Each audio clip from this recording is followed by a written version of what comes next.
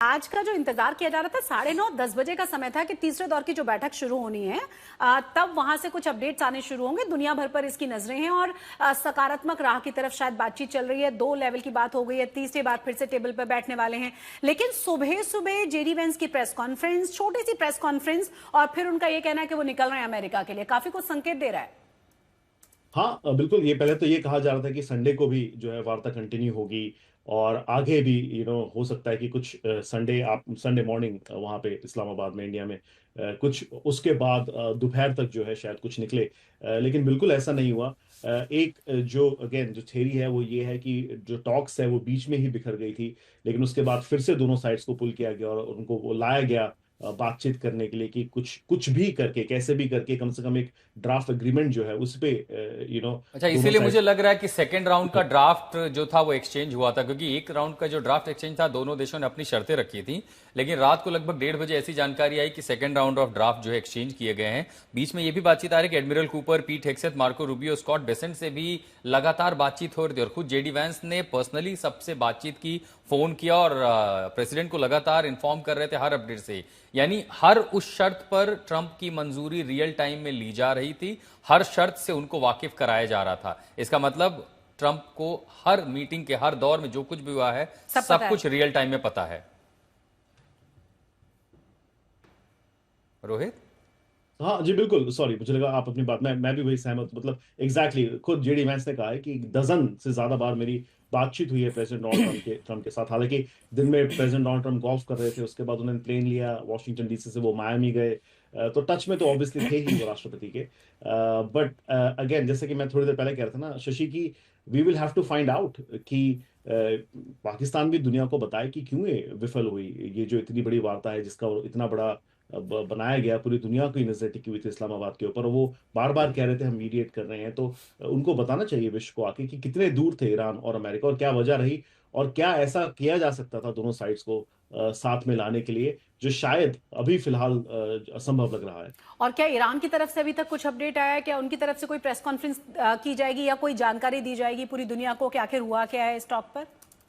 अभी तक तो हमारे पास ऐसी कोई जानकारी नहीं है शशि, की ईरान कुछ कर रहा है। लेकिन जो भी चैनल्स मॉनिटर कर रहे हैं, आई एम प्रीटी श्योर, जो ईरानी मीडिया को फॉलो कर रहे हैं, वहां से शायद इंफॉर्मेशन लीक होने की संभावना, और होगी भी इवेंचुअली। ये तो होगा ही, अमेरिका की सोर्सेज से भी खबरें आएगी और ईरान से भी आएगी, तो शायद पता चल पाएगा कि कितने दूर थे दोनों देश एक शांति प्रस्ताव को लेके। दरअसल ईरान बहुत टाइट लिप रहता है रोहित, तो हमने आमतौर पर देखा कि पूरी चर्चा में, और पाकिस्तान के लोग भी जो मेरे सोर्सेस से लगातार कह रहे हैं कि इतना टाइट लिप डेवलपमेंट कभी उन्होंने पाकिस्तान, अलबत्ता इतना बड़ा इवेंट ही कभी नहीं देखा था पाकिस्तान में कि देखा। इस तरह उनको लगा कि आप तो साउथ एशिया का ग्लोबल ऑर्डर बदलने की तैयारी कर रहे हैं। और यहाँ पर इतना टाइट लिप था कि ना अमेरिका ने कुछ बोला, ना ईरान ने कुछ बोला। सोर्सेस के जरिए यहाँ तक कि व्हाइट हाउस पूल से भी जो हमें जानकारी मिल पा रही थी, हम उसी पर रिलाई कर रहे थे। लेकिन कुल मिलाकर के बातचीत तो फिलहाल बेनतीजा रही है। ट्रंप वेंस अब पहुंचेंगे, 18 घंटे की उनकी यात्रा है। क्या इन 18 घंटों के भीतर भी कोई बड़ा फैसला अमेरिका की ओर से लिया जा सकता है, या जैसा उन्होंने कहा हम एक ऑफर देकर के जा रहे हैं, डील या नो डील, अब आप बता दीजिए कितनी मोहलत ईरान को अमेरिका दे रहा है उन शर्तों को अग्री करने के लिए? देखिए, ये again very good question. I think हमें देखना होगा। आई मीन टेक्निकली तो ईरान अगर मान जाए एक दिन में तो इट्स परफेक्टली फाइन। बट जिस तरह से जेडी वैंस ने एंड की अपनी प्रेस कॉन्फ्रेंस का है, हमारा फाइनल ऑफर है, तो ईरान को जो गेंद है उनके उसमें डाल दी है उन्होंने। देखना होगा कि किस तरह से इसको ईरान लेता है, पहली चीज। ये अगेन एक और तरीका है प्रेशर बढ़ाने का ईरान के ऊपर। तीसरा, जैसे कि हमने कहा कि राष्ट्रपति ट्रंप अभी फिलहाल एक इवेंट में है, उसके बाद वो क्या कहते हैं, उनके क्या ओपिनियन होंगे इस चीज को लेके। तो बहुत सारी चीजें होगी इसमें आशुतोष, अभी नहीं, से। आई मीन दो एज दो पेज फंसा है, क्योंकि पीसी में ये भी कह रहे थे ना, वो प्रेस कॉन्फ्रेंस अनाउंस की कि भाई ईरान हमारी शर्तों पर तैयार नहीं है, लेकिन फिर जब डिप्लोमेसी की बात आती है कि, तो हमेशा कहते हैं ना कि a few hours could only, because diplomacy, restrain, cool heads still prevails, यही सारी चीजें हैं जो आगे शांत देती हैं। लेकिन यहाँ तो दोनों के टेम्परामेंट ऊपर है, कोई किसी की बात सुनने को तैयार नहीं है। 21 घंटे कह रहे हैं हमने नेगोशिएट किया, नेगोशिएशन के बाद टेबल पर किसी नतीजे पर नहीं पहुंचे। तो बातचीत में ही अगर ईरान ने उन शर्तों पर ना कर दिया, तैयार नहीं हुआ है, तो ये जो बफर विंडो देकर के वो जा रहे हैं 18 घंटे की यात्रा की, क्या कुछ बदल सकता है इसमें? देखिए 18 घंटे ऑब्वियसली जब तक जेडी वैंस लैंड नहीं करेंगे यूएस में, आई थिंक तब तक तो अमेरिका कुछ नहीं करेगा। प्लस जैसे कि कहा था कि 2 वीक का सीज फायर है, तो होपफुली एक और चांस इसमें दिया जाएगा ईरान को बात करने का कि वो अपना पक्ष रखे, या ईरान भी जाके तेहरान में वो भी कंसल्ट करेंगे अपने लोगों से। हालांकि ईरान का तो बहुत बड़ा जो है कंटीजेंट आया था वहाँ पे डिस्कशन के लिए। हमने सुना था किस तरह से फाइनेंस के लोग आए हैं, बैंकिंग के लोग आए हैं, टेक्नोलॉजी के लोग आए हैं। तो कहीं ना कहीं मुझे लगता है कि बोथ साइड्स अपने कैपिटल में जाके, अपने देश में जाके डिस्कस करेंगी चीज़ों को, और हो सकता है इसके आगे शायद कुछ हो, बट बहुत कुछ मुझे लगता है निर्भर करेगा प्रेसिडेंट डोनाल्ड ट्रंप। रोहित, हमारे दर्शकों को ये भी बताइए कि मतलब पूरी दुनिया का भी तो एक तरह का प्रेशर है ना कि क्यों शांति बनाए रखना बहुत जरूरी है, कैसे पूरी दुनिया पर इसका सीधा सीधा असर है।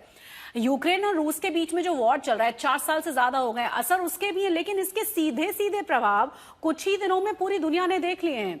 अब सवाल यह है कि चाहे नेटो कंट्रीज की बात कर लें या पूरी दुनिया के उस तरह के प्रेशर की बात कर लें जिसमें बार बार कहा जा रहा है कि ये जो युग है वो शांति का है, यहाँ बातचीत की जा सकती है, इस तरह से वॉर से काम नहीं चलेगा, क्या इसका कोई फर्क अमेरिका पर पड़ेगा, इजराइल पर पड़ेगा? देखिए इसराइल से भी कंसल्टेशन किया गया था इन पीस टॉक्स को लेके पहले। इसके दौरान भी उनको बताया जा रहा था कि क्या डिस्कशन पॉइंट्स है, क्या नहीं है। इसराइल के प्राइम मिनिस्टर नेतन्याहू ने 2 बड़े बयान जारी किए थे जब ये टॉक्स चल रही थी कि हम फाइट करेंगे ईरानियन रिजीम को, और वो सारी चीजें। तो कहीं ना कहीं इम्पैक्ट तो बहुत होने वाला है शशि, अगर ये वॉर नहीं रुकेगी। फिलहाल तो थोड़ी सी राहत की सांस ली है हमने कुछ दिनों से, जब से वॉर रुकी है, सीज फायर हुआ है मुझे कहना चाहिए। तो ऑब्वियसली इसके रिपरकशंस और कॉन्सिक्वेंसेस तो हम खुद झेलने पड़ेंगे अगर ये वॉर एस्केलेट होती है तो। लग रहा अपना पोर्टफोलियो कुछ दिन और देखने की जरूरत नहीं, आंख बंद करके छोड़ देते हैं, रेड है हो जाए, क्योंकि अगर ऐसा रहा ना शेयर मार्केट नहीं पूरी देखेंगे, दुनिया का क्रैश करेगा। अब पोर्टफोलियो आप अपनी मेहनत की, हजारों लाखों करोड़ों लोग हैं जो इन्वेस्टमेंट कर रहे हैं, ठीक है, देखिए पोर्टफोलियो तो फिर भी आज नहीं कल ग्रीन हो जाएगा, लेकिन तत्कालीन जो दिक्कत है वो ऊर्जा की होगी। यानी अगर ईरान सहमत नहीं होता तो स्टेट ऑफ हॉर्मुज नहीं खुलेगा, वो नहीं खुला तो 1/3 तेल की सप्लाई पर असर पड़ेगा। लेकिन रोहित, इस बीच और जो घटनाक्रम हुए वो ये कि ईरान के साथ साथ अब सऊदी अरब और पाकिस्तान का पैक्ट हो चुका है। उन्होंने अपना जो है एयर डिफेंस सिस्टम से लेकर के मारक क्षमता भेज दी है। कल ये बात आई कि कतर के, अभी शहबाज शरीफ की बात है, लेकिन अभी कह रहे हैं उनका प्रतिनिधिमंडल जो है जाएगा कतर में और वहां पर भी बातचीत होगा, उसके बाद वो सऊदी भी जाएंगे। अगर ये बातचीत आगे बढ़ रही है और वापस युद्ध की स्थिति आती है, फिर तो सऊदी अरब भी कूदेगा, और अगर वो कूदेगा तो आखिर पाकिस्तान जो आज मध्यस्थता कर रहा है टॉक्स की, कहते हैं ना शांति का कबूतर लेकर के बैठा है, वो भी अपने आप उसको पैक्ट के हिसाब से सऊदी के साथ जाना पड़ेगा। तो ये तो जो कॉम्प्लिकेशंस थी तो और खिचड़ी बन चुकी है। ये मिडिल ईस्ट हमेशा से कॉम्प्लिकेटेड रहा है आशुतोष, वहाँ की जितनी भी रिलेशंस रहे हैं वो भी कॉम्प्लिकेटेड रहे हैं। पाकिस्तान एक नया वेरिएबल उसमें ऐड हो चुका है नोइंगली, उनकी इच्छा थी नहीं थी।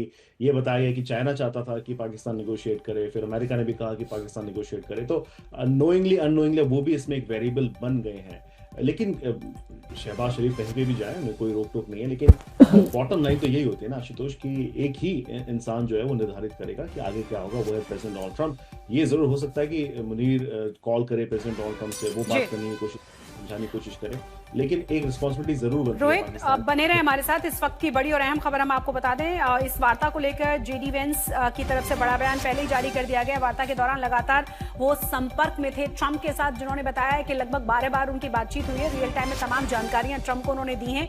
21 घंटे के दौरान कई बार ट्रंप से जेडी वेंस की बातचीत हुई है। उन्होंने तमाम जो यहाँ डिस्कशन चल रहा है, जिन शर्तों पर बातचीत चल रही है, तमाम जानकारियां ट्रंप तक पहुंचाई हैं। और अब इंतजार किया जा रहा है कि इसके बाद ट्रंप की तरफ से क्या कहा जाता है, क्योंकि साफ कर दिया गया प्रेस कॉन्फ्रेंस में जेडी वेंस की तरफ से कि ये वार्ता सफल नहीं हुई है और अब वो अमेरिका के लिए रवाना होने जा रहे हैं।